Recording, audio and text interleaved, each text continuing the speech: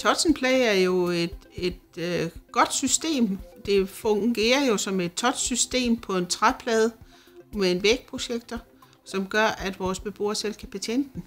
Der laver mapper, hvor de selv kan pege på det spil, de gerne vil spille, eller det musik, de gerne vil høre, så kan de prikke sig ind på den. Vi har jo mennesker med infantil autisme, og de har jo tit svært ved at kommunikere, så derfor kunne vi se nogle rigtig store muligheder i det. Både til spil, men også til kommunikation, som jo er deres svære ting, kan man sige. De kan spille det her selv. De kan, når skærmen er tændt, kan de jo selv gå hen og prikke på den mappe, de gerne vil spille med. Så det giver i høj grad selvstændighed.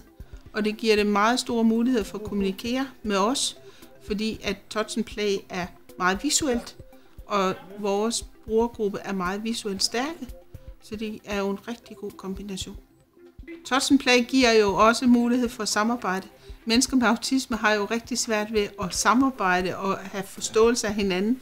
Men her der hjælper de hinanden med spillene, hvis ikke de kan se, hvor er det lige det billede er henne. Jamen så er der en anden, der kan vise det. Vi har jo også borgere, som har voldsomme bevægelser. Og en normal touchskærm vil jo kunne gå i stykker, hvis der er en, der kommer til at ramme den. Det her der kan de jo kun ramme en træplade, og skulle den gå i stykker, så kan vi jo skifte den. Touch and Play gør jo også, at de får bevægelse ind i, når de arbejder, fordi skærmen er så stor, som den gør, så de skal også bevæge sig.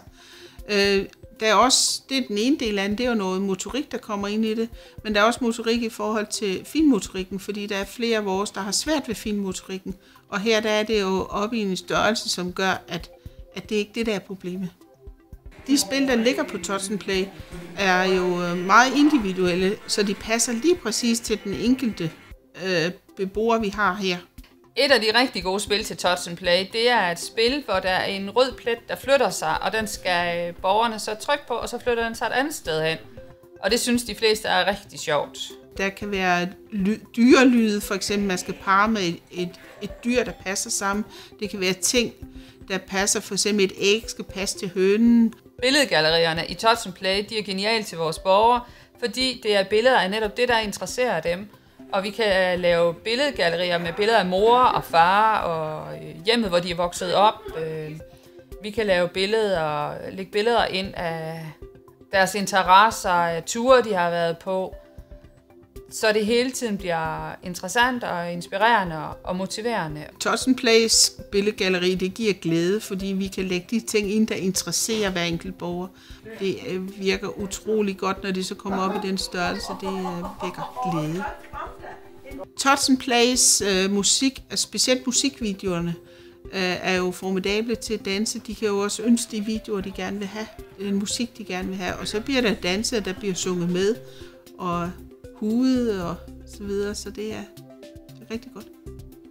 På Touch and Play har vi også fået Skype, og det er rigtig godt til vores borgere.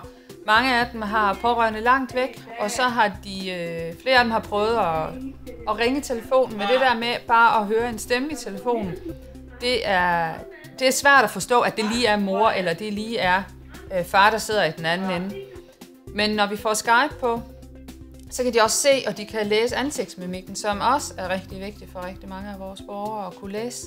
Vi oplever, at han fuldt ud er klar over, at det er hans mor, der er oppe på den store skærm, og at han kalder mor, og han siger også flere ting, end han har gjort hidtil i telefonen. Jeg vil anbefale Touch and Play, fordi at den samler ting, som vi har forskellige steder, hvor vi kan noget med nogle teknologier. Med Touch and Play kan vi samle al teknologien et sted. Jeg vil helt klart anbefale Touch and Play til andre steder. Det gælder jo, og det gælder ikke kun mennesker med autisme, det gælder også alle andre handicapgrupper, ældregrupper, også andre plejehjem. Og det er et fantastisk redskab til at skabe glæde i hverdagen og give vores medborgere livskvalitet og selvbestemmelse.